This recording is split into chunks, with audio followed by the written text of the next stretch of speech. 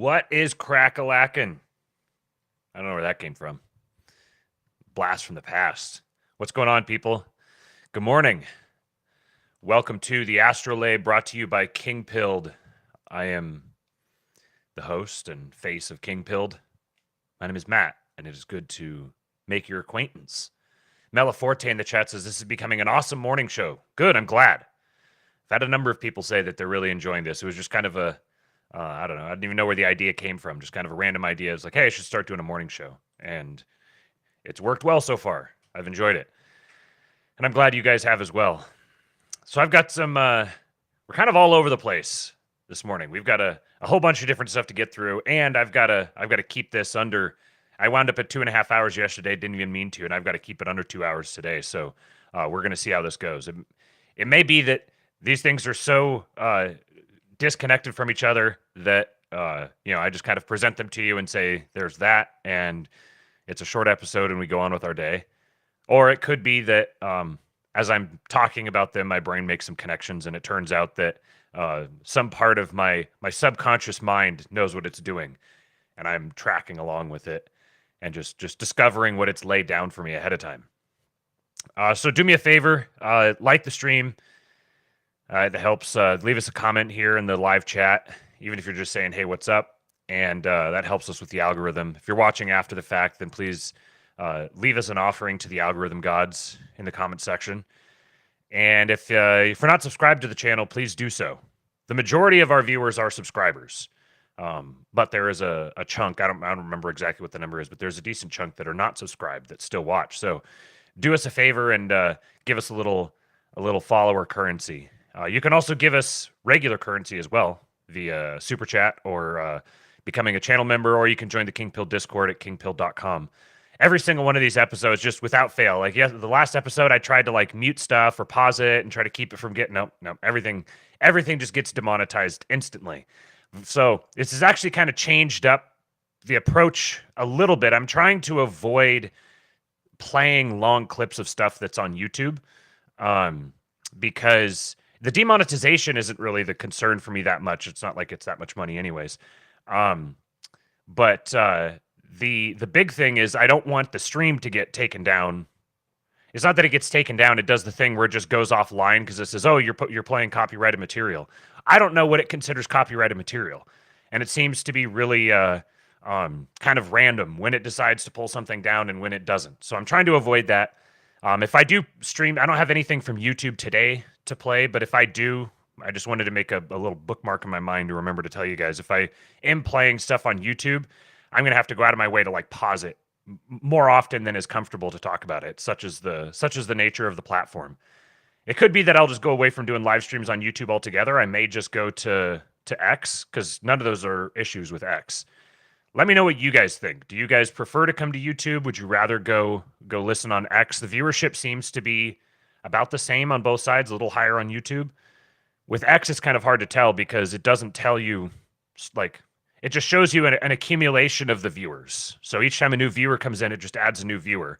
So by the time, if it says 500 viewers, well, that could have been, like 20 viewers at a time, but for a long period of time, and people are cycling in and out. You have to go to actually see the live viewers. You have to go into their little studio thing, and I don't have time for learning all that just yet.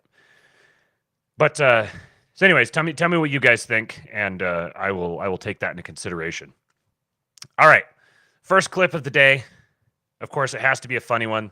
This isn't super funny. This is just kind of funny. Just a reminder of just how much fun our dear precious president is, and the actual president. I mean, they're so tough. Dana White. Did anyone ever hear of Dana White? You ever hear of Dana White?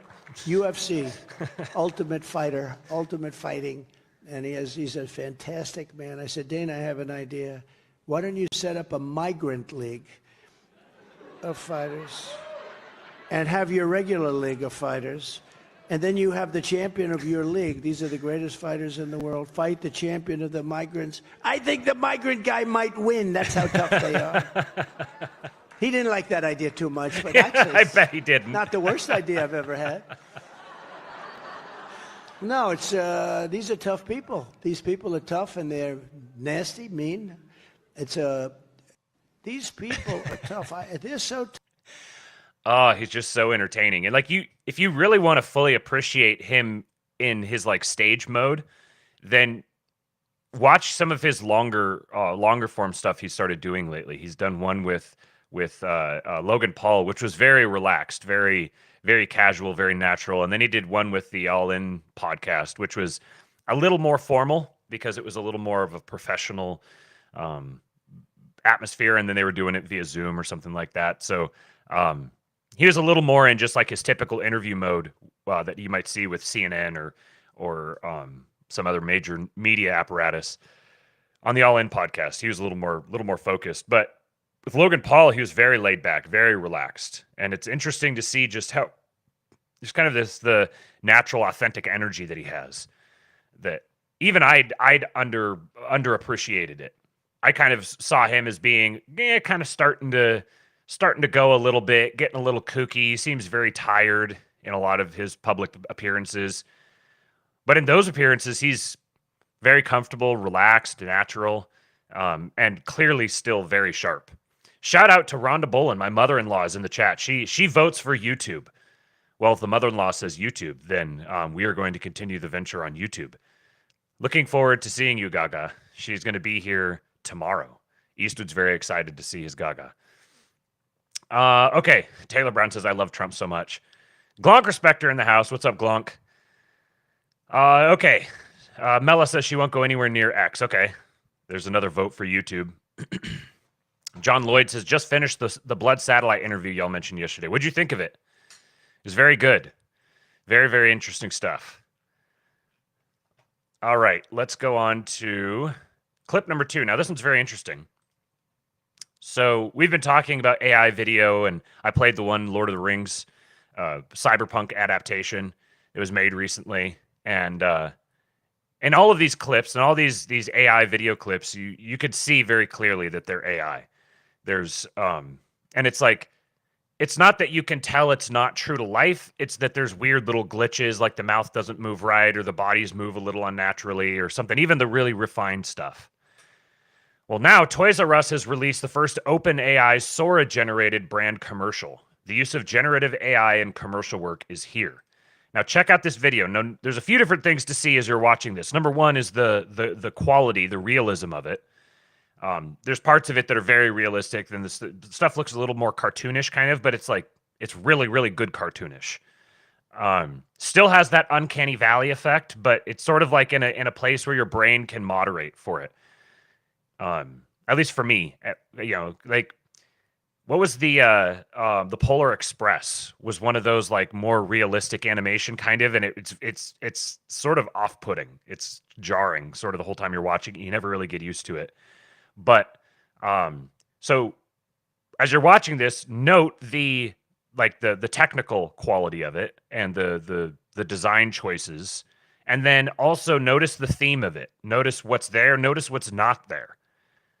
This 2-Bit podcast, Jason, has been talking about the Neotrads, and he just keeps getting proven right. So check this out. Did you ever wonder how Toys R Us and Jeffrey the Giraffe came to be? The son of a bike shop owner, Charles Lazarus, had a vision that would go on to change toy stores forever.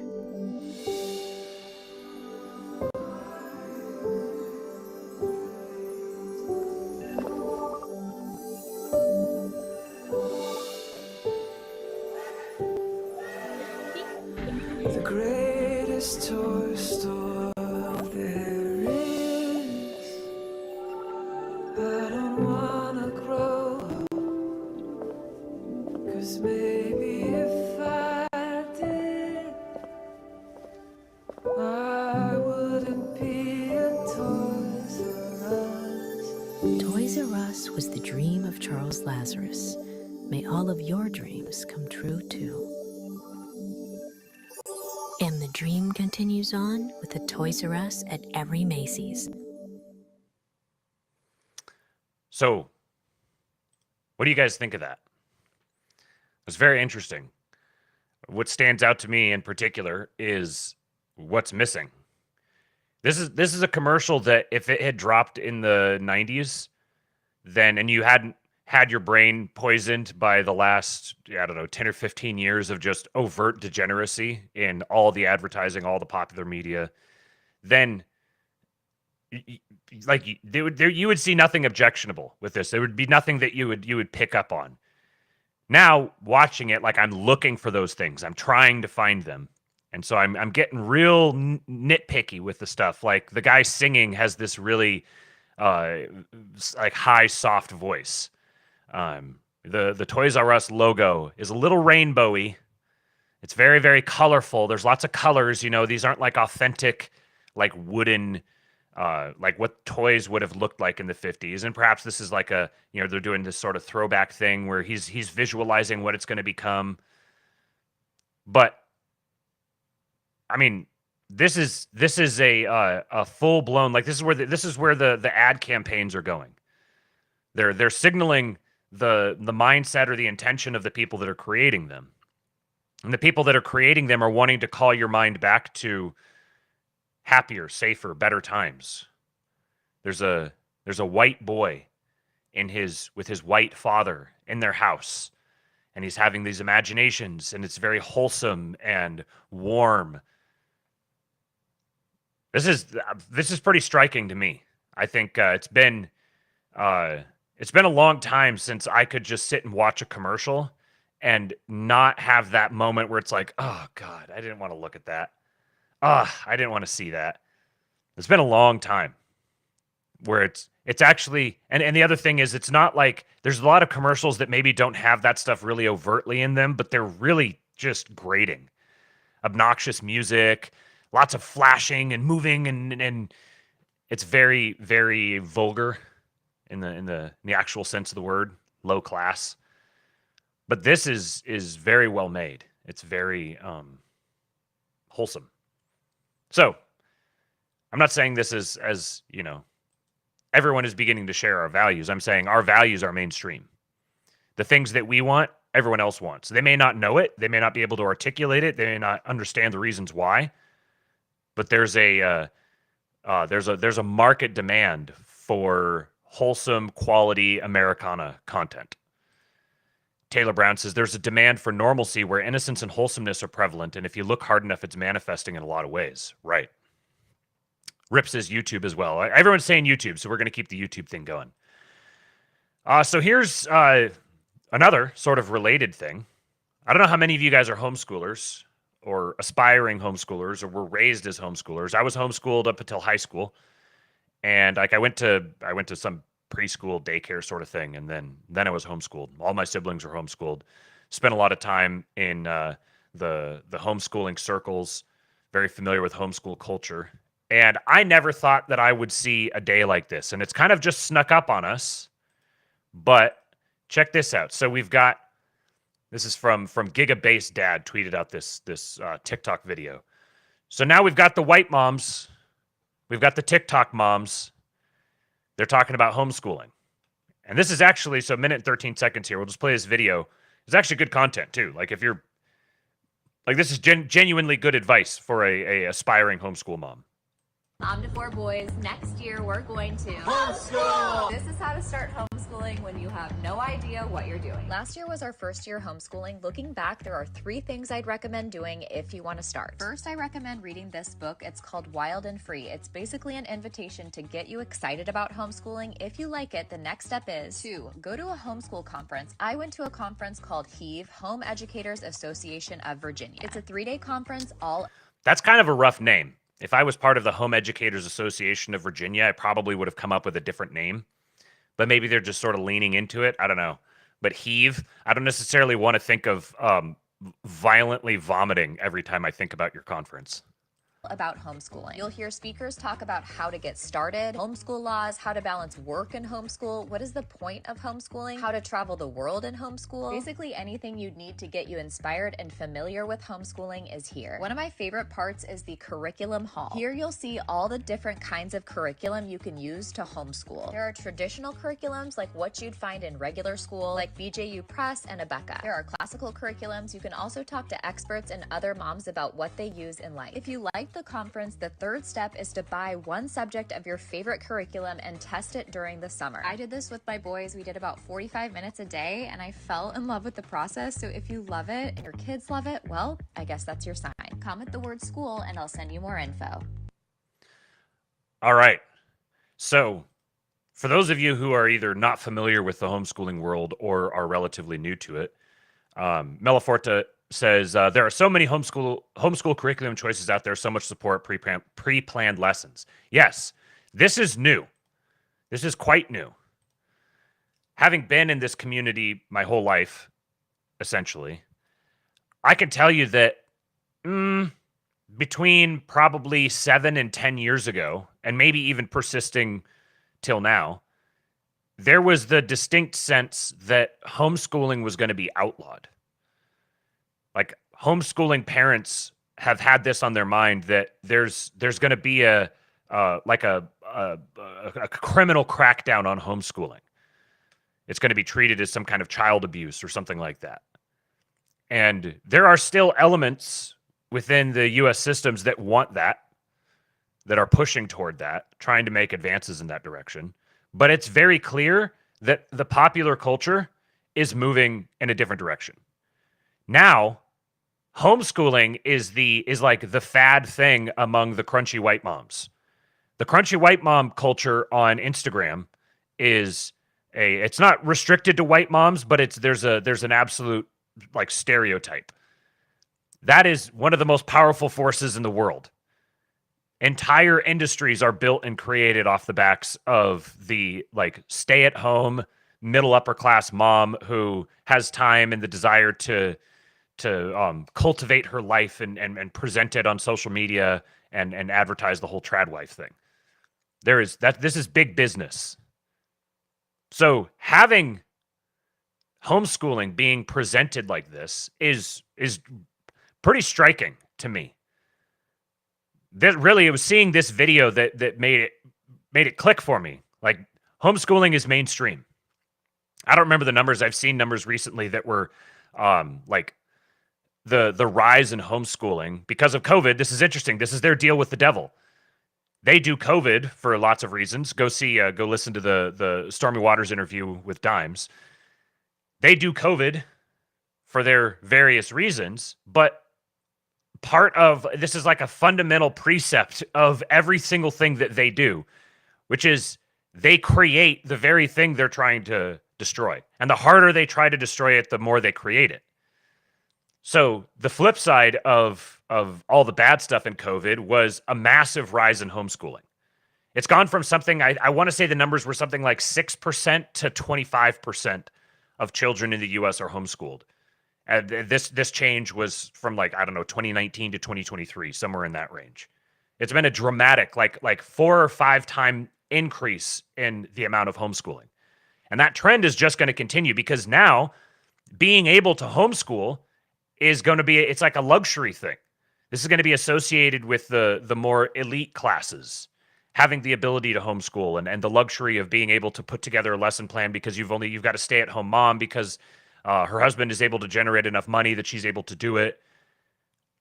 This is the intolerant minority that the rest of society begins orbiting around. Because the core of the homeschoolers are not going to stop homeschooling.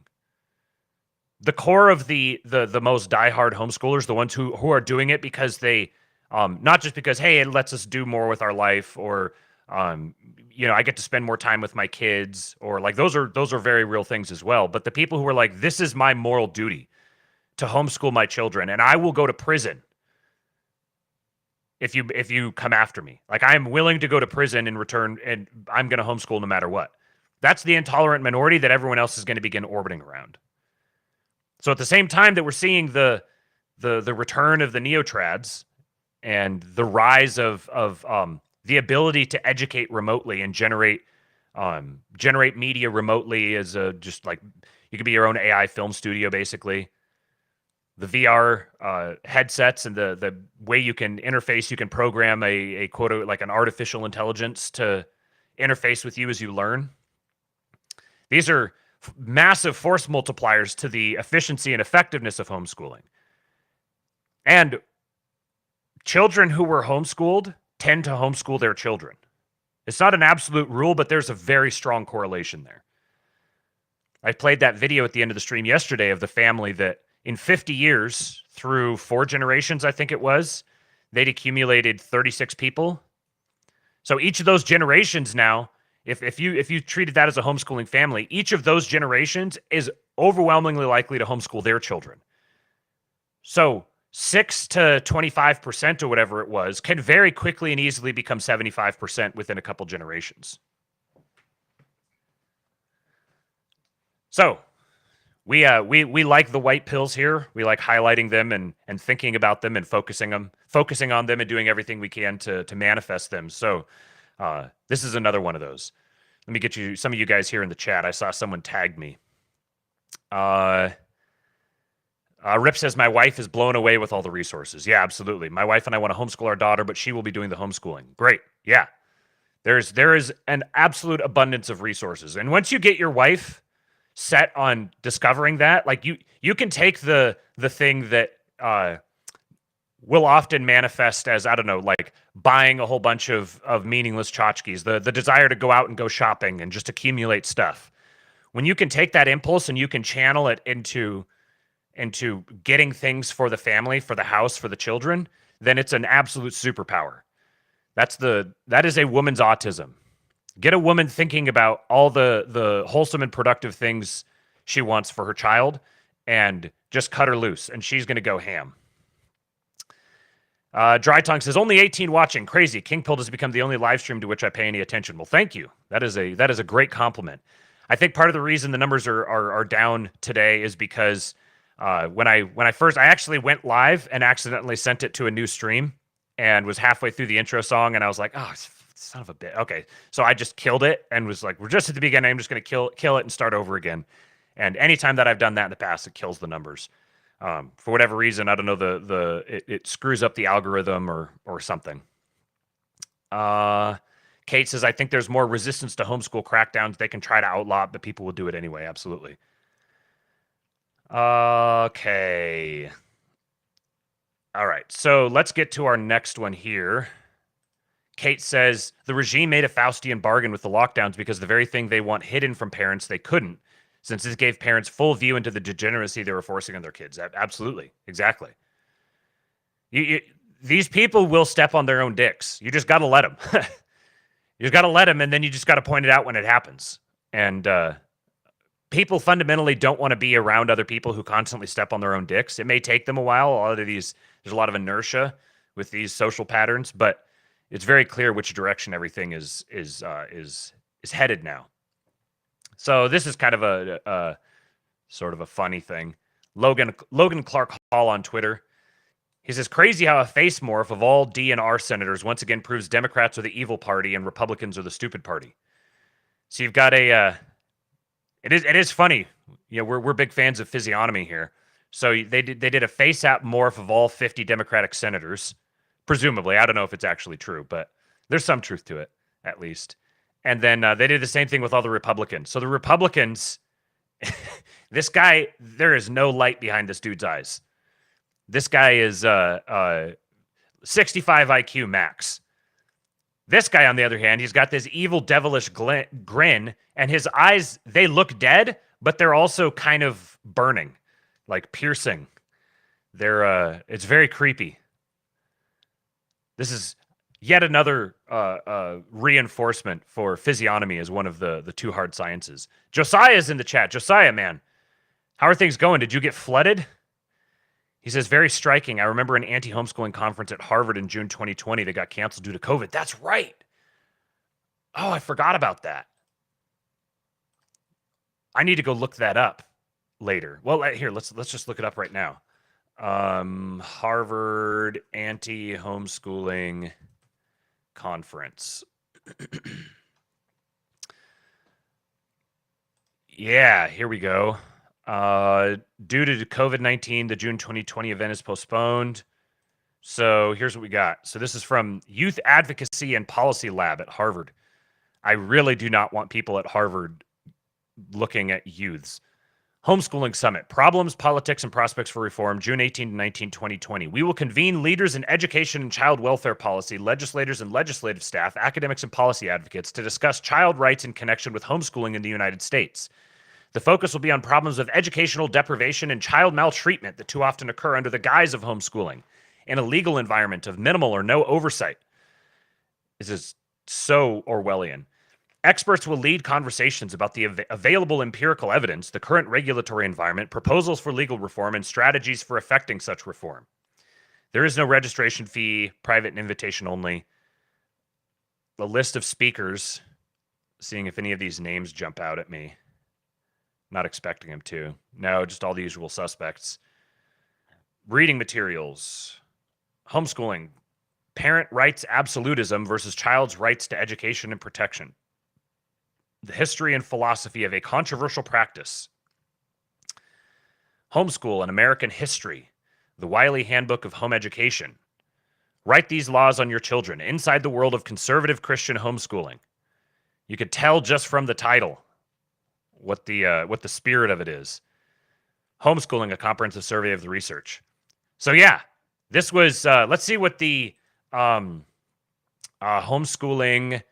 Let's see, homeschooling numbers over the years. Let's see if this gives it. No, that's not what I'm looking for. What does this say here? Can't even read it. Homeschooling's meteoric rise in the U.S. continues. While homeschooling has steadily grown in popularity in the United States over the past several decades, its growth since COVID-19 has been historic. According to the U.S. Census, among all K-12 students in the United States, 11.1%, or at least 5 million, are being homeschooled. According to the National Education Research Institute, the homeschool population had been growing steadily at an estimated 2 to 8% per year, but grew exponentially from 2019-2020 to 2020-2021. The percentage of children being homeschooled has nearly tripled since mid-2019. By May of 2021, the U.S. Census Bureau had found that more than 1 out of every 12 students was being homeschooled. Now, what's the date for this? Because it's up through 2021. I want to see something more recent. Yeah, this is only talking about through 2021. Oh, sorry, I just realized I wasn't sharing the screen. Let's see a new number. This is only through 2020. So it tripled in 2020 and 2021 alone. Okay, here's something from October of 2023. Homeschooling's rise from fringe to fastest growing form of education. Oh, let's see if I can just see the image from it.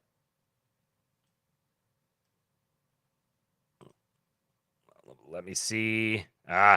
It's a GIF, so it won't let me see it. Homeschooling statistics 2024 in U.S. What is homeschooling? Okay, yada, yada, yada, yada, yada. Okay, here. According to 2023 data, there more than 9 million American schoolers of all ages have been homeschooled at least once. 90, let's see. The number of students who partially or fully chose to homeschool again returned to 3.7 million.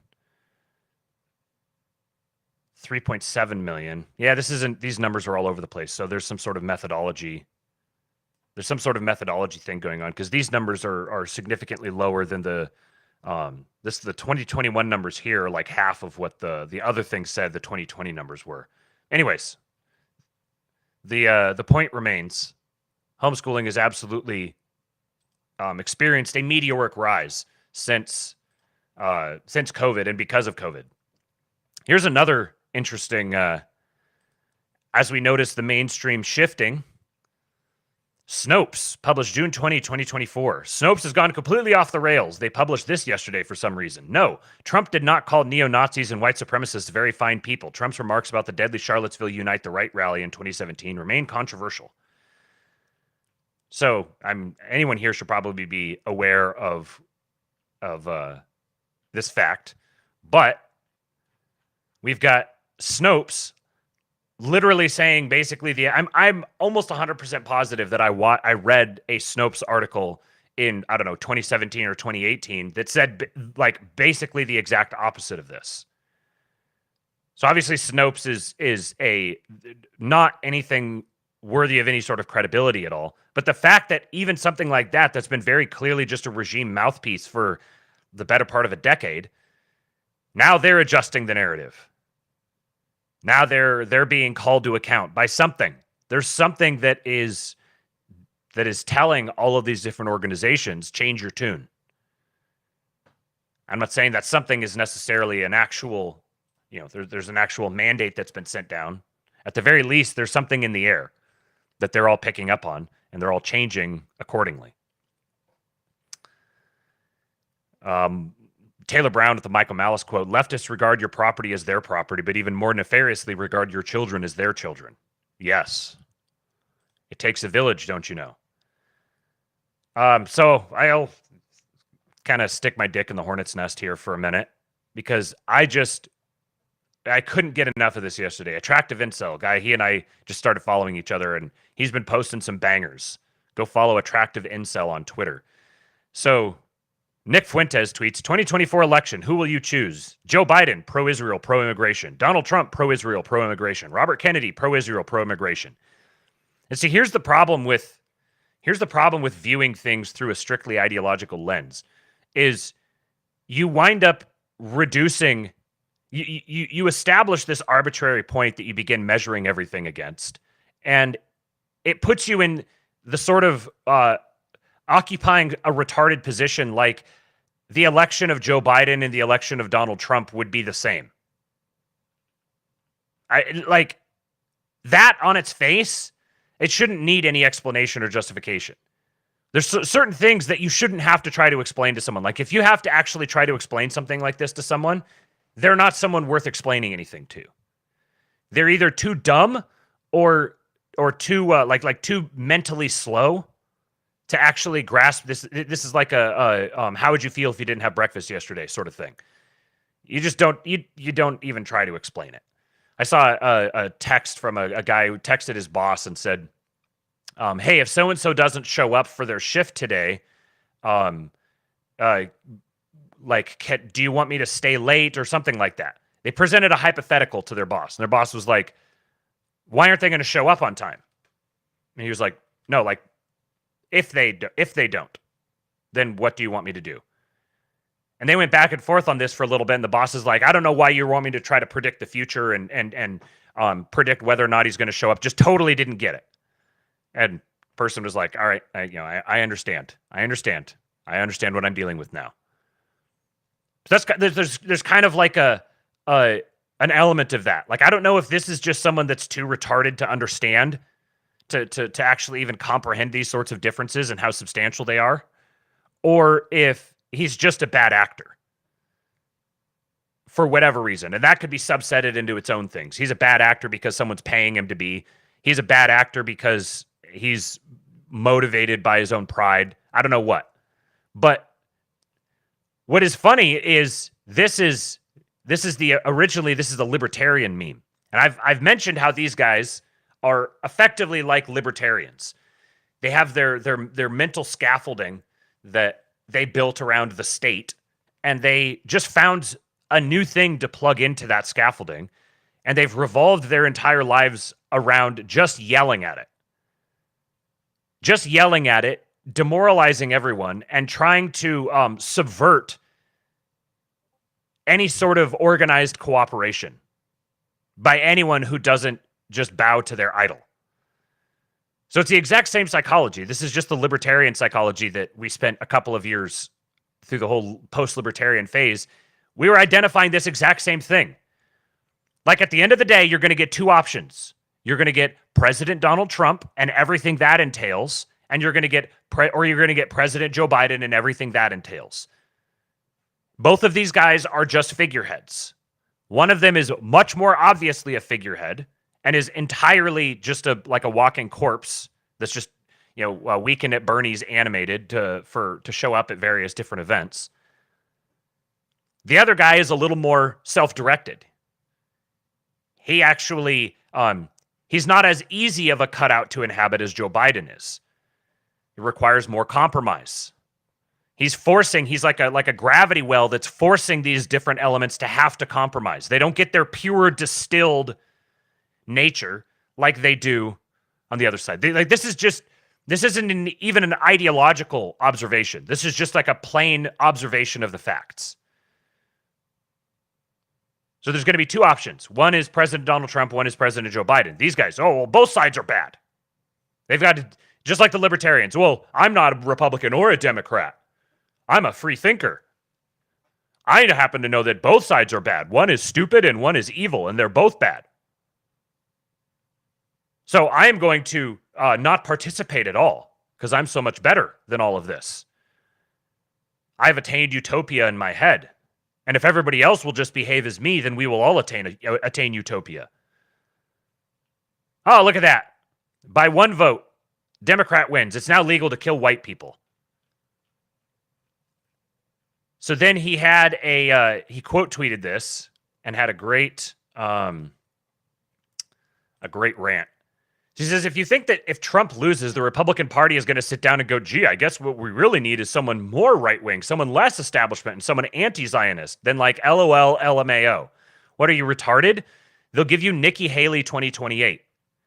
In reality, I think what will happen is that the GOP will cease to exist as a political institution, effectively. It'll be just completely taken over. There'll be no resistance, no battle within it. And then there will be nothing putting any sort of brakes whatsoever on the slide into complete chaos and degeneracy. Because you're delusional if you think that the GOP applies no brakes. It's very obvious that the GOP is a vessel within which there are elements that are applying the brakes in some way. That dynamic seems to be increasing. There's been a lot of people who spent, like 10 or 15 years ago, they were on the internet just like us, observing all of the things that we're observing. And then they actually put their minds to insinuating themselves into the system to begin bending its will. And they're now cooperating with people who may not have been thinking and saying the things we were thinking, 5, 10, 15 years ago, but they are now. And they're freaking fast tracking through that. And they have the actual ability to influence in a direction that will benefit both us and them. The lesson that the GOP will learn from a Trump loss will not be he is too Zionist. It will be he is too radical. I'm sorry, but I feel like I'm taking crazy pills here. Do you people not get that demographics is destiny and that the Democrats know this? The border is open. 4 years of Biden could literally be the difference between the demographic event horizon or not, where the white vote is so far diminished that you'll never again be able to stop or even slow down illegal immigration.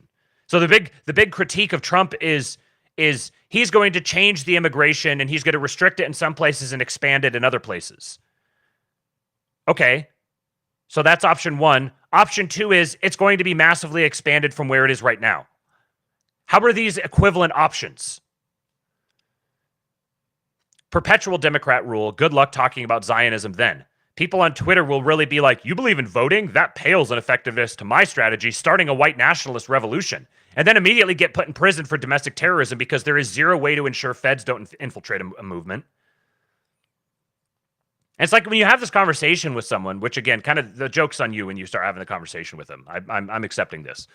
But they'll say, if you make this observation to them, they'll say, see, you're proving my point. You're proving my point. We can't even talk about this stuff. We get put in prison. Yeah, it's like we're the only people who are actually taking that seriously. You don't seem to be taking it seriously. You seem to be embodying the spirit of MLK, where all we got to do is just go rally up the troops and preach to them and get them all hot and bothered, and then things magically change. You're just embodying the spirit of the regime. You think that you're opposing them, but you're just embodying them. I said I only regret that I have but one retweet to give to this banger. Shout out Attractive Incel. Go follow him. Here's another very interesting development that just happened. If you're on Twitter, you're probably already aware of this. If you're not, Well, here you go. Yesterday, a new Tucker Carlson interview dropped with Steve Saylor. Tucker Carlson, the most popular media personality in the world, is the guy who had the largest media production, the largest show within the mainstream, quote unquote, has gone off independently. I said, imagine if a couple years ago I would have told you that Tucker would leave Fox, start his own YouTube channel, and interview Steve Saylor with a big picture of George Floyd on the thumbnail. What a timeline this is. This would have been a banger meme. If somebody would have made this meme like 2 years ago, edited a thumbnail, a YouTube thumbnail, and a hypothetical conversation between Tucker Carlson and Steve Saylor, people would have been like, there's no way that we would actually get to that point. There's no way that this would actually be real. This would have done numbers. A meme like this would have done numbers on the dissident right-wing Twitter a couple of years ago. And now it's real life. Tucker Carlson flew Steve Saylor out to his house to sit him down and have a conversation with him. And he put a frickin' big picture of George Floyd right in the middle of the thumbnail. We live in the best timeline. And somebody will tell you this is a black pill. They're already out there. They're already saying, oh, it's controlled opposition. It's containment. Tucker's mind is being poisoned by the Jews. These guys inherited Steve Saylor's tradition, and then they dare go back and spit on him. I know that's going to piss him off. Good. You guys are annoying and retarded. All right. So let's let me see here. I've got this. Let's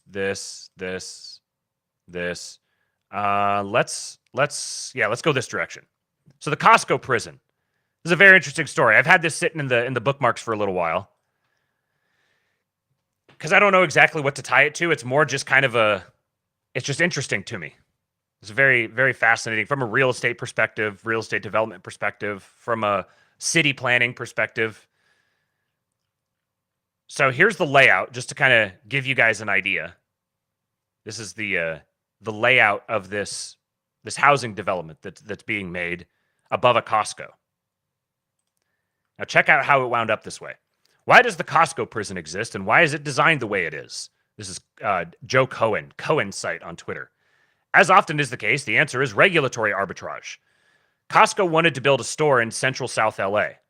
The problem is new massive big box stores are hard to get approved in LA. They're subject to discretionary approvals, site plan review, and have to go through CEQA.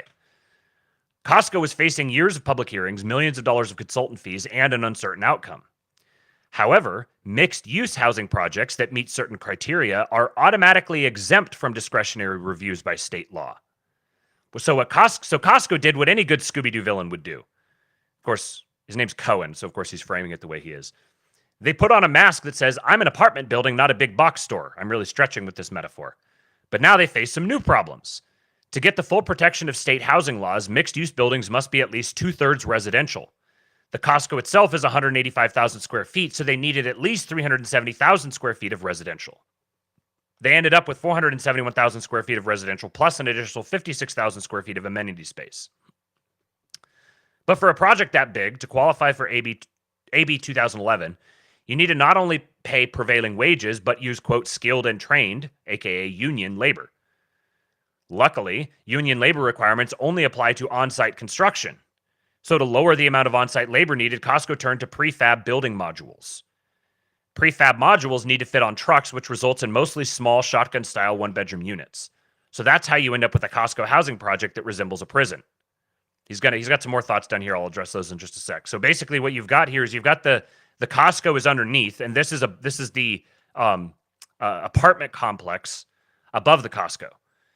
And to save on labor costs, save that what you will, they use these prefab modules that they could just ship in and plug in. Now, one might be inclined to shriek and holler about Globocorp and all of the negative things, the negative choices that they make that disempower the average American, yada, yada, yada, yada. Yes, all of those are true. At the same time, this is something that we can learn from. This is a very creative way to get your thing in where you want it, by working with the system as it is right now. And there's even a bonus. There's even a way of doing it cheaper. Because our guys can build something like this and bring in prefabbed building modules because they may not have the budget for all the labor, or they can hire our guys to do it for them. You could own a massive development with a big box store, and you wouldn't have to do it on this scale. You could do this on a much smaller scale. Just find a place, figure out whatever place you're wanting to do it in. What are the development laws in that area, and how could you make it happen? And then our guys could own something like this. This is how our guys can own this sort of infrastructure. You can sit around and you can cry about all the distortions in the system, how unnatural it is, how broken it is, how it's made to suit those at the top, which obviously it is. Or you could just act like those at the top and make it suit you. And it just so happens, if you do that, and if enough of our guys do this sort of thing, not like this specific project, but projects along these lines, then eventually our guys can accumulate the capital where we can actually do something about the system being and its distortions. You can operate, again, within the system that already exists to get the outcome that you want. Josh Ham says, build dense housing for urban areas. No, not like that. Right. You just can't win. If we are the guys who understand the inner workings of the system better than anyone, we should be the ones who are most equipped to take advantage of it. But that requires doing things, not just saying things. You have to exit the feminine gossip world, arguing about whose physique is better, and go out and actually do things. All right, we've got 1, 2, 3, 4, 5 more stories here. Now this one's very interesting. This one, I was floored when I saw this. We live in an apocalyptic era. We live in the era of revelation, where all things are being revealed. And my opinion on this, I pissed off some of our guys with this. And fair, I understand their criticism. I appreciate it. I'm not going to press it with them. Give them some time. But the moon landing. It seems very obvious that something is wrong with the moon landing story. Something doesn't square. The deeper that I dig into trying to understand modern physics and its very legitimate critiques, the clearer it's becoming that our entire model of physics has been basically stuck in a cul-de-sac for something like 100 years. There's been no advancement. We basically ran up against a wall and then have just been kind of running around chasing our tails. The royal we. And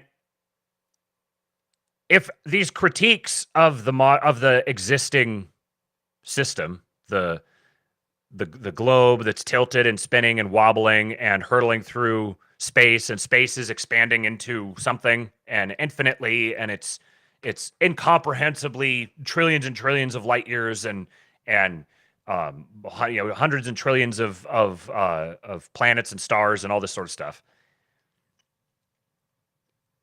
If the critiques are true, this whole model falls apart. It's not coherent. And I have philosophical reasons why I'm predisposed to be skeptical of a model like that. A model that doesn't have humanity as the center of the universe I'm skeptical of it automatically, because I believe that the creator created creators and gave them a creation to create within that's centered on them. The logos of reality, the logos of the universe, is human. He's the perfect union of divinity and humanity, which is our telos. This is our destination. This is our will. We will to become like him. And the universe was made for us. It was made for us, and we were given dominion over it. So any model that says you're just a meaningless speck in a sea of meaningless specks made up of a a great cosmic soup of even more meaningless specks. Very skeptical. I have a video that I'm in the middle of watching right now that is this is a mind bender. It may be my candidate for our schizo stream this week. I don't know. It may be a little too heady. It's just an essay read with some visuals going along with it. At least so far. I don't know if it gets it more into actual visuals later on, but it is very, very, very good. This is from, I'm not going to play it for you guys. I'm just dropping it for you guys to, if you want to go watch it yourselves. For Formscapes, Noetic Ether Theory, the Morphogenetics of Matter. What we have been trained to believe matter is, I think, is like on the most like fundamental level. It's not that it's wrong so much as it's just wrong. Wrong starting point, wrong mechanisms. And I'm struggling to be able to internalize this enough to be able to repeat it and to talk to other people about it. Kind of the best thing I can do right now is just direct people to the stuff that I'm listening to. But anyways, the ether is something very interesting. And once you start digging into that, then all these other threads it connects to all the other threads. It gets you into virtually every single conspiracy theory ever is tied to the story of the ether once you start digging into that. The ether being like the background medium that pervades everything. There's like a background medium to everything. There is no such thing as empty space, so to speak. There's nothing empty. There's no vacuum. There's no nothingness. Nothing doesn't exist. So, for example, as a teaser, like light is not, when you talk about photons and you talk about like a light particle, you have the particle wave duality problem. And we visualize and operate as if light is like, there's these tiny little dust things that get shot at us. And we experience the light when the little dust things hit us. If you operate with the conception of the ether, then the wave, a wave presumes something that's waving. A light wave presumes there's something that the light is traveling on, like a wave on top of an ocean. The wave doesn't exist. The wave is a particular behavior of the underlying substrate. So then when light travels, it's not little particles shooting across. It's a moving perturbation in the underlying substrate. And what we see as the speed of light is really like the speed of our perception of this perturbation that's happening. Anyways, that's getting off into deep schizo land. But this has caused me to be very skeptical of the entire narrative around the moon landing. I don't have a hard position on it. I just know that the story we've been told is bullshit. I remember several years ago, before I really had taken this on, I heard Alex Jones talking on Joe Rogan. So this would probably been 5 or 6 years ago. And he was the first person who I ever heard say that the moon landing that we saw was fake, but they did land on the moon. So they just had their production of it that happened either before or after. I don't remember. But we didn't actually see the so-called moon landing. We just saw a production of the moon landing that was presented for us as Cold War propaganda. And I was like, that's pretty compelling. I could see that. Now I'm questioning what the moon even is. I've seen very good critiques of, the moon is this big ball of rock that's up there that just so happens to rotate at the exact same speed as the Earth. Not the exact same speed, the exact same relative speed as the Earth does, so we never actually see the other side of it. We only ever see one side of it. That's very convenient. I've heard some very good critiques of that. But I've never been to the moon. I'm not going to go to the moon. Even if I'm like looking in a telescope and looking at it, I don't know what I'm seeing. But the idea of it being like this big rock that sits out there that spins around is relatively new itself in terms of world history. So this has been something completely restricted from mainstream view, but it's becoming more and more popular. Some of that is just kind of performative, like memeing. Like, yeah, I'm sure they lied to us about the moon landing too. People are just not holding on to it as tightly. There's still people who definitely are. But compared to 15 or 20 years ago, this was the like the weird guy who lives out in the woods and screams at trees was the character, the archetype or the stereotype of the moon landing denier. But now check this out. Which one? This one here. More proof that we are living in an insane asylum. Look at this movie coming out this summer. Just look at it. How's that? What? The whole world will be watching. We can't afford to lose to the Russians. We need Very interesting to me that Woody Harrelson is in this movie, if you know Woody Harrelson's background. to shoot the backup version of the moon landing. You mean to fake it? No one can ever know what we're doing. I cannot accept that. They will shoot you. What is my budget? Oh, boy. I know a lot more about the moon than I know about you. Give me go, no go for launch.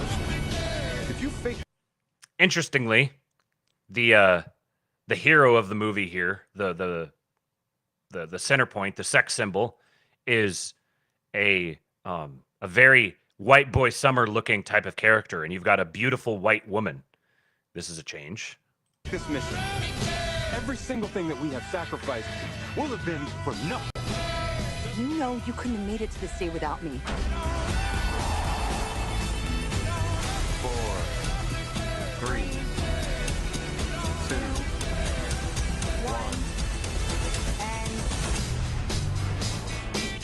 1. My Armstrong is a whiny little bitch. We have to recast. I think we should have gotten Kubrick. Only a few days ago, I posted about this.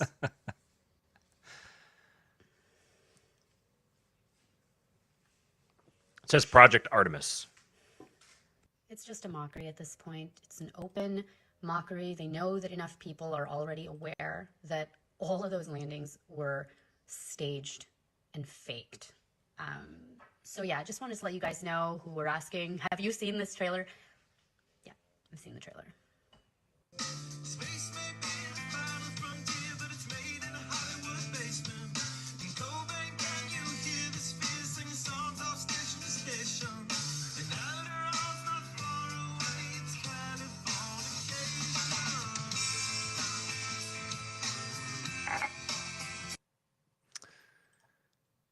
Isn't that interesting? I did not expect that I was going to see a movie produced talking about them faking the moon landing. I thought maybe, further down the line, but this is my take on it. Oops.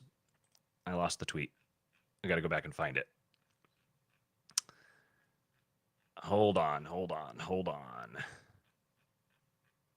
Okay, here we go. Oh, no. Yeah, here it is. So I said, amazing. All is being revealed much faster than I ever anticipated. The crowning achievement of the Boomer Truth regime is going down. The American Republic is dying, but not because America is dying, because the American Empire is coming online. So there was some of our guys who took exception to me suggesting that, they're running with the narrative of the going to the moon. This was the white man's accomplishment, and this is our heritage. This is our culture. You can't take this away from us. You're a subversive communist if you deny it. And I can appreciate that perspective. At the same time, the facts are the facts.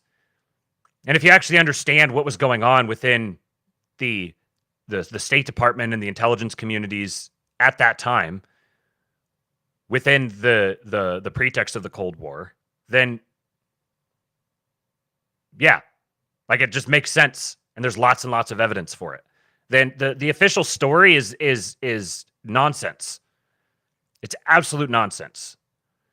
I'm not here to lay it all out for you, because I've listened to it all, I've consumed it all. I haven't internalized it, because it's not like my goal isn't to convince everyone that the moon landing was fake. I just was convinced myself. Again, I don't think that we've never been to the moon. I don't even know if the moon is something we can go to. I know that the story that we were presented of going to the moon was fake. I think there was good reasons. I think it was a justifiable, I understand why they did it. I think the propaganda was necessary. I think it's legitimate. But the story that we've been told was just that. It was propaganda. I do believe that there was other stuff going on behind the scenes that we're going to continue finding out. Because once you say this was fake, like once you put this movie out, like Josh says it's very girl bossy. Yeah, it's Hollywood tripe. But again, you're seeing the themes that they're pointing at, and they're putting this out into the public consciousness. This is normalizing believing that the moon landing was faked, which brings with it the question: okay, then what was actually going on behind the scenes? If it was faked, what else was there? This probably isn't the intent of the people producing this movie, but they're mainstreaming, going and actually digging into these things. They're bringing it into acceptable conversation to have that debate, which is going to bring with it a lot of other things. And then psychologically, by demonstrating that the crowning achievement of the boomer truth regime was a sophisticated act of propaganda, this is a big demoralization thing. I do believe that absolutely is true. At the same time, it's the truth. It's a revelation of the truth. So the fact that the truth is demoralizing is not a justification for not presenting the truth or not recognizing the presentation of the truth is a good thing. Certain things need to be demoralized. At the same time, it's a great empowerment. Because there's so many, this is one of those things that once you start pulling on that thread, it uncovers so many other things. And I believe, based on some of the stuff that I've seen, some public, some not, some of the stuff I've seen, some of the stuff I've heard, we're right on the cusp of an absolute explosion in technological advancement that's going to bring with it some great evils and some great goods. Which is part of the reason why I don't buy the narrative of collapse into global tyranny. I think we already are in the experience of global tyranny as a collapse. We've collapsed to this point already. We're in the middle of it. We're experiencing it. But our entire paradigm is going to be shifted dramatically over the next 5 to 10 years. And then increasingly into the 50 to 100 years from now, the world is going to look very, very different than it does now. What we believe about who we are, what matter actually is, our relationship to the spiritual, the metaphysical, these are going to become very, very present things. It's going to be a very dangerous time. We're going to see the birth of a bunch of false religions, or the remanifestation of false religions. But with that revelation is going to come revelations of truth that are actually empowering and productive and wholesome. And I believe that we should be on the cutting edge of all of it. I think we should be at the front end of discovering these things and then applying them. Related to that is this. I'm going to jump ahead a little bit because this just ties in nicely right now. Rolls-Royce. The Rolls-Royce microreactor will provide reliable autonomous energy solutions to multiple markets, providing zero-emission power. Our advanced nuclear technologies support many global net zero targets, solving energy dependence across many industries. So, kind of get a little view of it. The innovation of the microreactor offers endless opportunities. Because when the power to deliver and the power to explore combine, new horizons are reached. Very interesting, imagery there. Scalable. So, oh, come on. Why is it not giving me the original tweet that I wanted to highlight? Will it show me at the top of the quotes?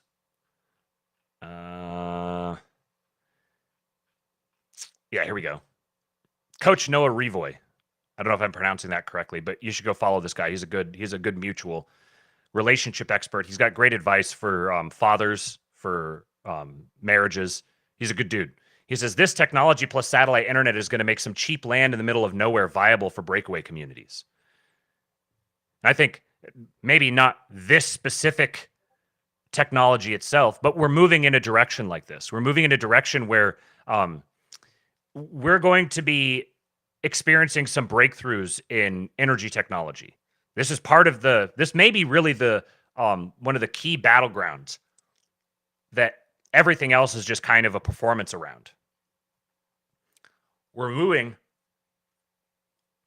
I'd say within 5 to 10 years, our model of how we power cities, how we power engines, all these sorts of things are going to change dramatically. And it's going to drastically enhance our capabilities in some ways. There's going to be lots of bad stuff that comes with it, and we're going to have to be wary of that, as is the case with every single technological development. The stakes are increasing, but this is going to wind up offsetting a lot. This is kind of just an intuition of mine. I can't even really tie it all together because I'm watching these different trends, these different trajectories, and sort of triangulating for where they're headed.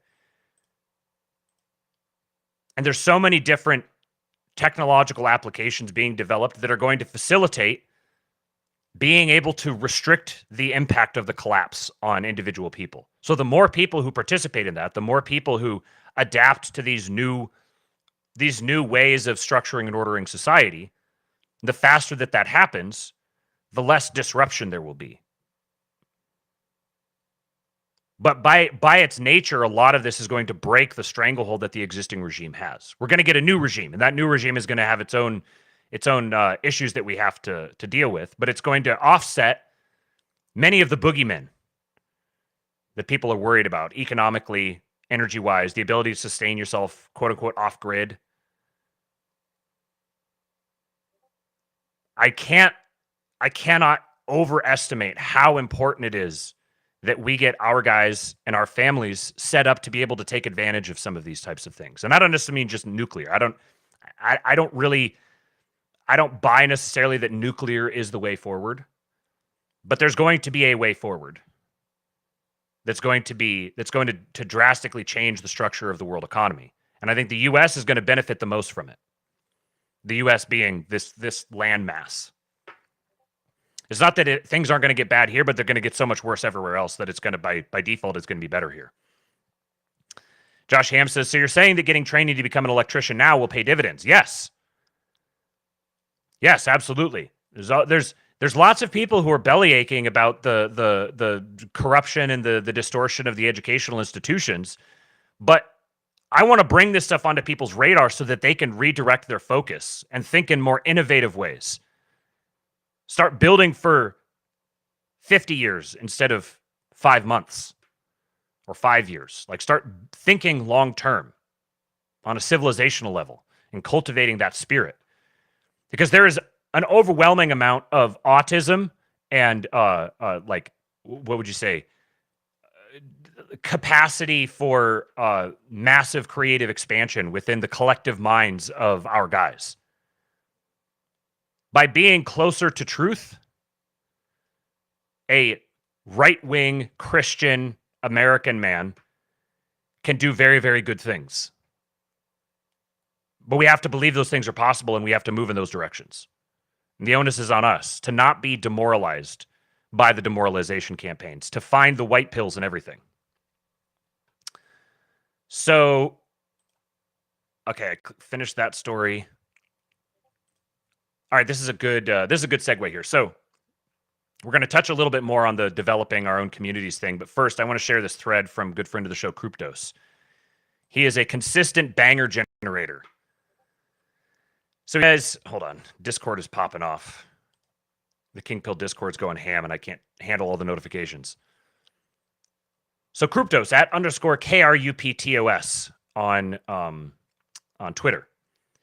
He says, most of us are barely aware of how much we've been shaped by foundational liberal ideas. This has been a consistent theme on our show here. The first is our belief in solutions. We have this sense that the vast majority of what is wrong with the world is out there and that it's within our power to fix them. This dovetails with our belief in technology, that progress is real and that there is no problem that we cannot solve if we just put our minds to it. This leads to the secondary belief that we can engineer social and political solutions to our problems. infinite political solutions.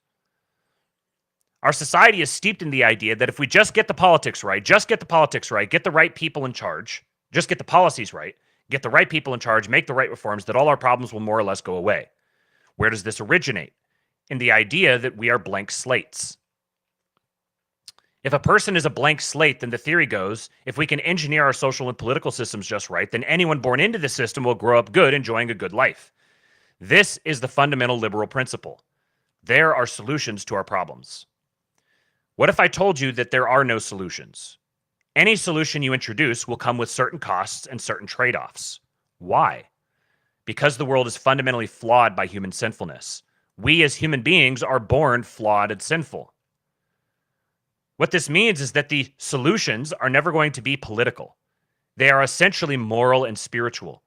The proper path forward is that of repent and believe, not what will Trump do. And yes, tax and trade policy matters. Defense policy matters. Having a virtuous elite matters. But they are not solutions. There are better or worse policies, but they all come with trade-offs. This means that goods will always come with ills or negatives. So if you're like, hey, this thing has these ills and negatives with it, therefore I can't accept it, you're thinking like a lib. There are better things and there are worse things. The better things are still going to have bad things along with them.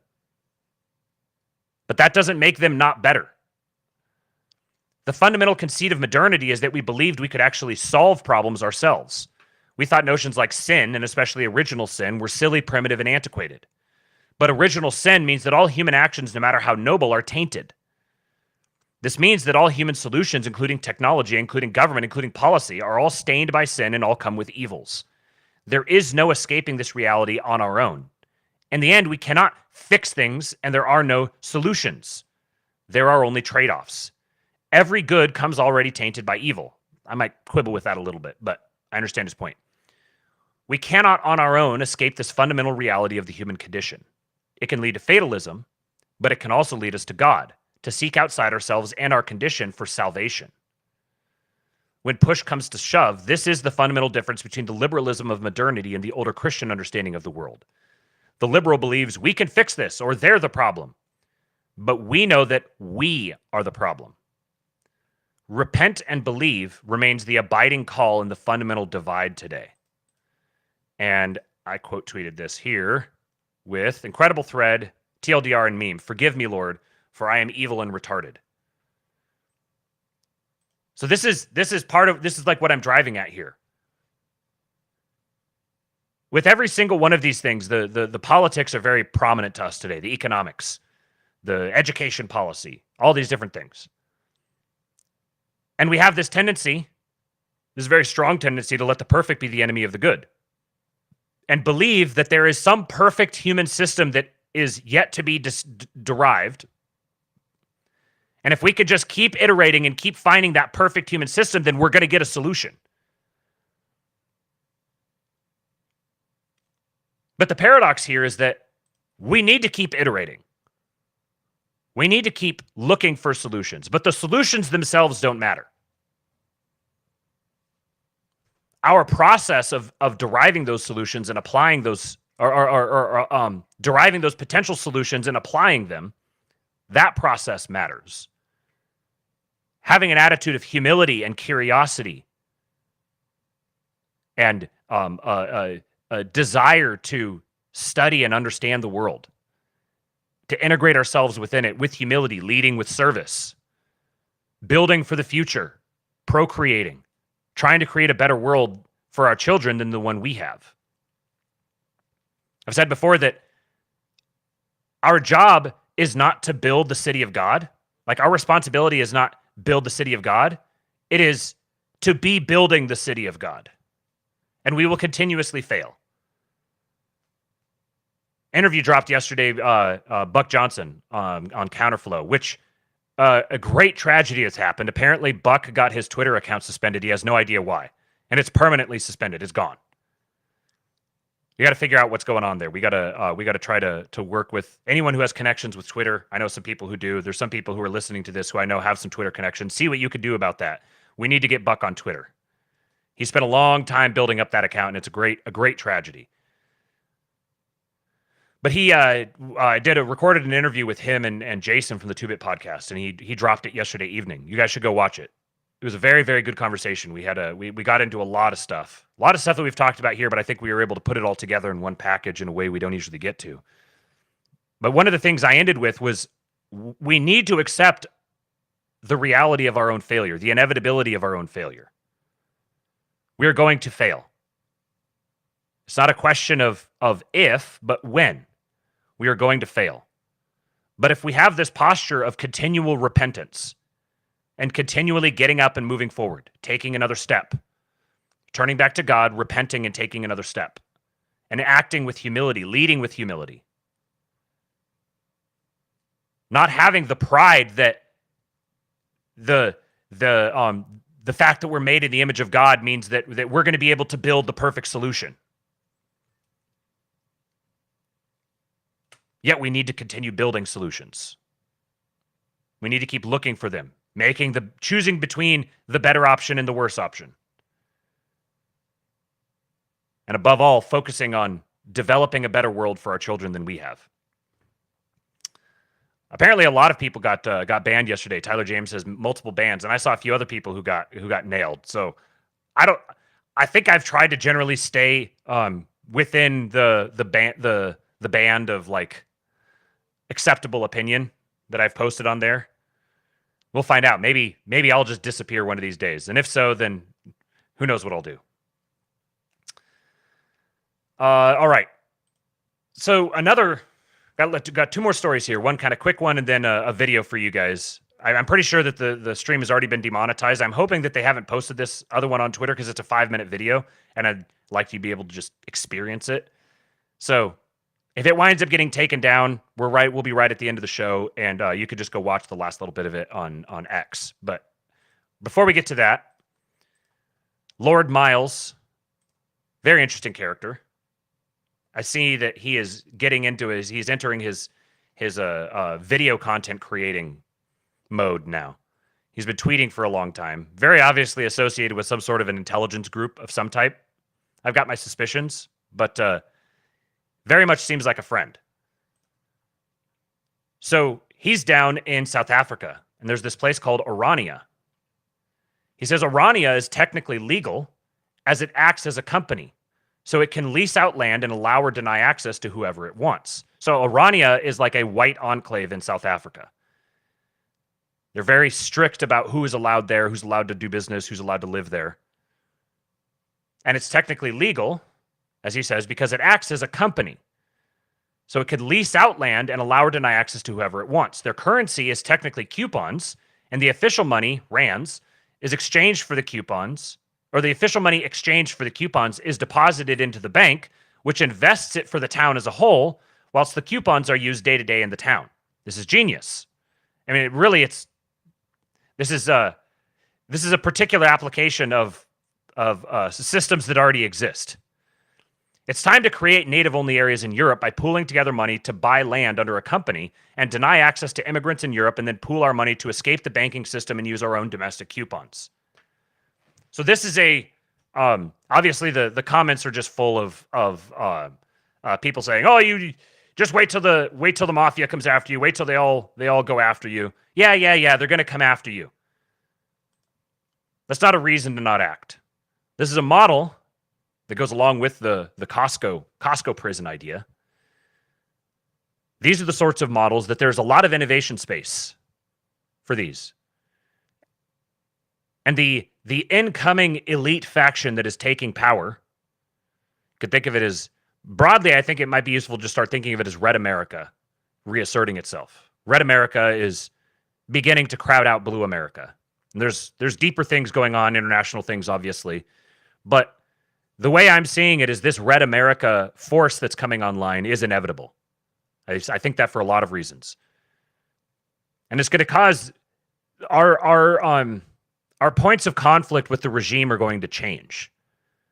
There's going to be a pullback in certain sectors, which is going to allow us to do things like create our own little intentional communities and structure themselves to be, to have some sort of economic autarky within themselves.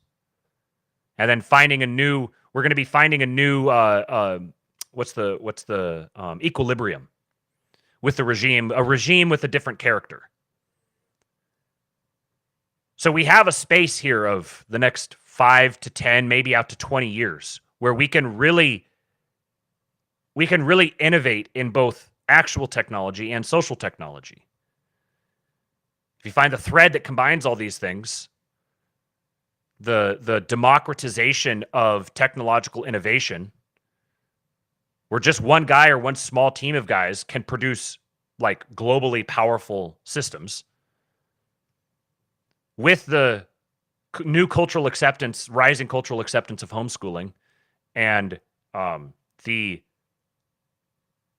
what has been the abandonment of the rural areas, they're going to be repopulated. And there's going to be a race to see who can take over these little towns that right now nobody cares about. Nobody cares about these little Midwest towns. They're trying to drown them out. They're trying to freeze them out. But the people who are doing that are fighting wars on so many fronts that they're going to start losing them.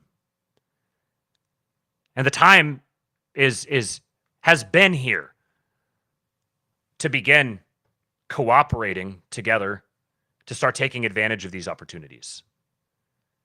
Picking up these little anecdotes like the structure of Orania, their legal structure, the way they've gone about it, and then assuming that you're going to meet all sorts of opposition and positioning yourself to be able to handle that when it happens.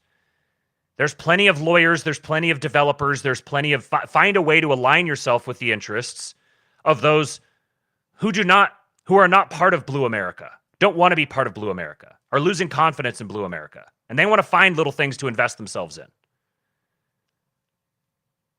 They see some value. You got the Free Cities project that's happening, and this is like a micro scale version of that. We could build our own free cities. There's going to be cover for us to do this.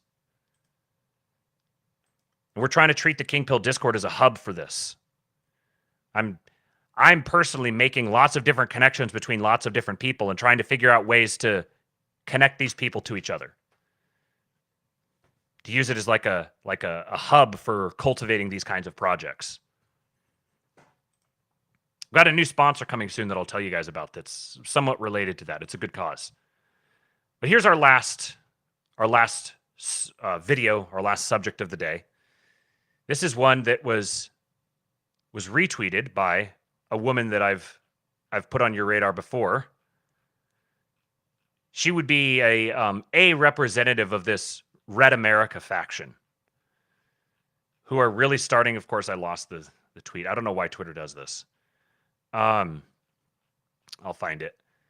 The American Dynamism faction of Silicon Valley, which has deep connections to Gundo. And Catherine Boyle, she's the one who gave the American Dynamism speech. She's from Andreessen Horowitz.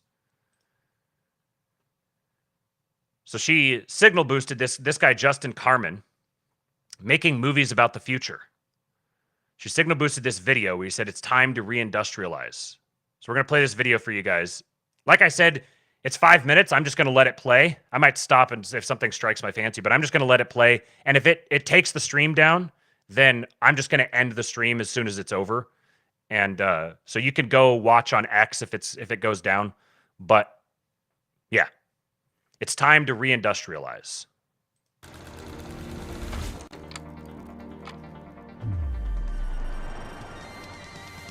This is a war between the factories. The secret war of the factories that will decide the fate of the whole world. Such is the dynamism of American industry that it switches with astonishing speed from producing tanks and guns and jeeps to new and exciting models of cars, televisions, washing machines, and 1,000 other things.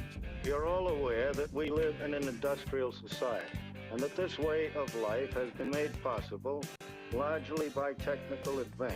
America is today the strongest, the most influential, and most productive nation in the world. This world of ours must avoid becoming a community of dreadful fear and hate, and be instead a proud confederation of mutual trust and respect.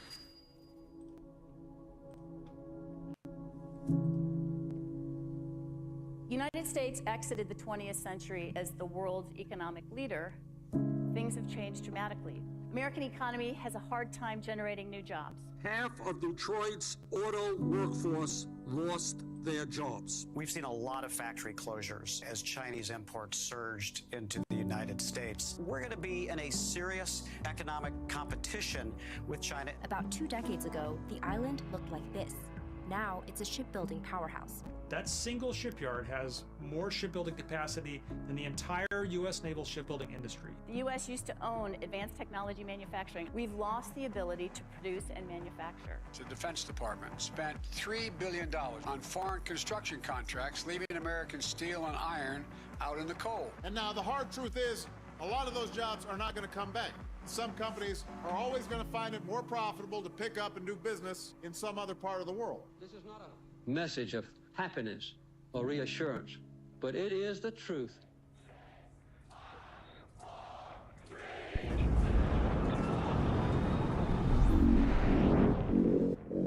Tonight, American manufacturers are bringing offshore jobs back to the U.S., hoping to create positions and prevent supply chain disruptions. It's known as reshoring. U.S. manufacturing activity soared to its highest level in more than 37 years in March. Silicon Valley investors were very wary of anything that wasn't pure software, and now we've seen that cross a host of government agencies who are really, truly excited to work with young people and to work with young entrepreneurs. It's not good enough to spin up a bunch of software companies to give people tools to help automate their thing. You want to reshore American manufacturing, you have to give American workers superpowers so they can compete globally. You really need to build full stack factories. Everybody, or at least in Silicon Valley, is solving upstream problems. They're trying to build easy tools that will scale well, that your local VC wants to fund. There needs to be a resurgence of people that are building real things. It's a feeling of growth, prosperity, movement, and opportunity. It's the belief that the values and beliefs that this country was founded upon are worth defending and worth fighting for. Given even just half a chance, the American people, the American workers, has never, ever let the country down. Because we believe in that beautiful phrase, made in the USA. Over the last few years, it's become more expensive to do business in countries like China. Meanwhile, American workers, we've become even more productive. We're going to develop the new technology here in the U.S. We're going to manufacture the new technology here in the United States, and then we're going to sell it all around the world. This can be remembered as the moment we took control of our destiny and chose a future of American patriotism, prosperity, and pride. We will win this war, we'll protect our homeland, and we will revive our economy. Manufacturing is coming back. We're moving in the right direction. And now we have to do everything in our power to keep our foot on the gas. Life cannot just be about solving one miserable problem after another. That can't be the only thing. There need to be things that inspire you, that make you glad to wake up in the morning and be part of humanity. We see a world that we can help build that looks a lot like the continuation of the 70s. Building bases on the moon, building cars that can fly. The new frontier is not a set of promises. It is a set of challenges. Beyond that frontier are uncharted areas of science and space. We've always believed in something called progress. We've always had a faith that the days of our children would be better than our own. You and I have a rendezvous with destiny. We'll preserve for our children this, the last best hope of man on earth, or we'll sentence them to take the last step into 1,000 years of darkness. There's something going on in time and space and beyond time and space, which, whether we like it or not, spells duty.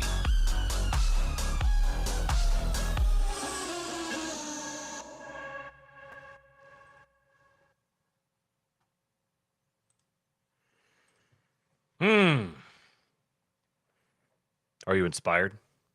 You should be. Rip says, I'm in manufacturing and I agree with this message. We need to bring manufacturing back. I have unlimited OT where I'm at, more work than we know what to do with. You got to move to where the future is.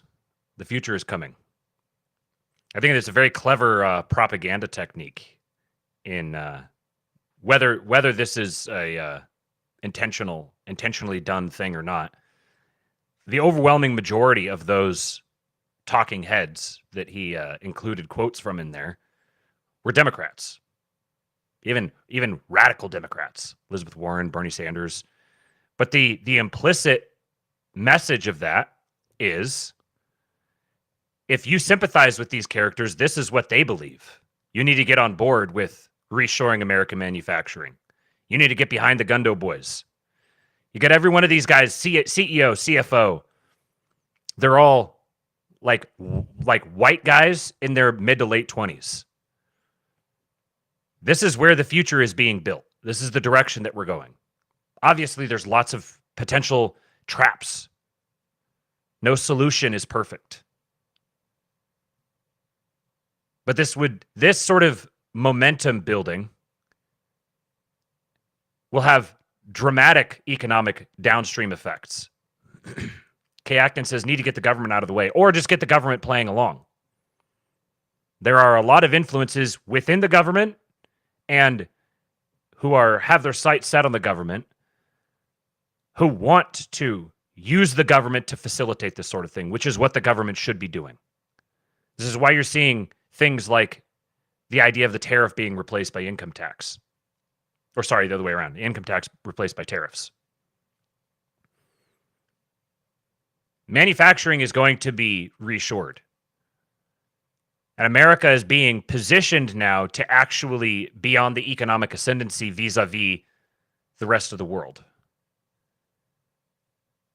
There are very strong financial influences, very strong cultural, commercial influences that want to see this world. They have their own agendas for that, but they want to facilitate this. They just need people, like Rip is saying, they need people who are getting involved in this and participating in bringing these visions online. It's becoming cool again to be American. This is a good thing. I think there's been a war over American identity because the American identity hasn't been completely clear. It's very murky, especially the more you understand the various intelligence influences and everything that's happened over the last 150 years or so. The story behind the stories. There's been a war over the American identity. But like I said with the moon landing video, we're seeing the death of the American Republic. The American Republic has been a pawn for a number of different influences. But now we're seeing an American identity beginning to form itself. It's coming online. We're beginning to see what America is going to look like, what American spirit is going to manifest. And we can all play a little role in that. Especially if you're black-pilled about what that spirit could be, then you are obligated to throw your weight as much as you can behind crafting it into what you want it to be. Thanks for showing up today, guys. Appreciate you. Rip says, most machinists where I'm at are above 40. Not a lot of young guys. I'm just a couple years off of 40. We need more young men getting into manufacturing. Yeah, the time for complaining and bemoaning is over. We're short on time. We need this sort of thing spinning up quickly. Because the downstream economic effects of the reshoring of American manufacturing, the number of jobs, the number of the amount of wealth that can be brought back to America, making a bunch of young men stable financially, able to buy a home, able to get married and start a family. All of these things can be downstream from this. And the worse you think that it could be, the more obligated you are to participate positively and productively in this sort of thing. And you can lead with your own selfishness, like I just want to make sure that my nut is taken care of. That can be the thing that gets you into it. But ultimately, you have to do it with a spirit of humility and recognizing that you're a small part of a larger thing. Playing your role in promoting good things. Do me a favor and like the stream. Share the video with someone if you think that they would benefit from it. Follow me on Twitter at RealKingPilled. Got some good interviews coming up. I've been talking to a few different people and getting some stuff lined up, and just got to get our schedules coordinated. But hopefully you guys are enjoying the content. Let me know if you are. Leave us a comment. If you're listening to, I guess you won't be listening to this on the podcast, but you can go, this is a YouTube-only show, but you can listen to King Pilled on any of your podcatchers, and do us a favor. Go leave us a 5-star rating and a review there. Helps us spread the show even more. So even if you don't really listen, just do us a favor. I do all of these streams that get immediately demonetized because of the stuff I'm sharing with you guys. So you can repay me by going and leaving a 5-star rating and review on the King Pill podcast on your favorite podcatcher and leaving a comment and helping us spread the word. I appreciate you guys. Thanks for showing up. I'll be back here tomorrow morning, Thursday morning, with some more stories. Got some good stuff on men and women. We might get into that. Thinking about some of the other things I've got in there. Yeah, I've got some good bookmarks, and I'm sure I'll find some more between now and then. So, and then one more call to the King Pill Discord, kingpill.com. I just dropped the link in the chat, a few messages up, and we're going to be doing another Schizo stream this Friday night. So if you want to be a part of that, we just sit and watch some sort of a Schizo video of some sort and have a conversation about it. It's kind of like we're just hanging out in someone's man cave watching it. So if you want to be a part of that, go to kingpill.com and sign up. Any subscription tier gets access to the Schizo streams. I'm sorry, Deathhead. Yeah, I got to get out of here because I've got to go do some dad duty. I'm gonna go spend the next couple hours with the little man doing some fun stuff. So I appreciate you guys, and I'll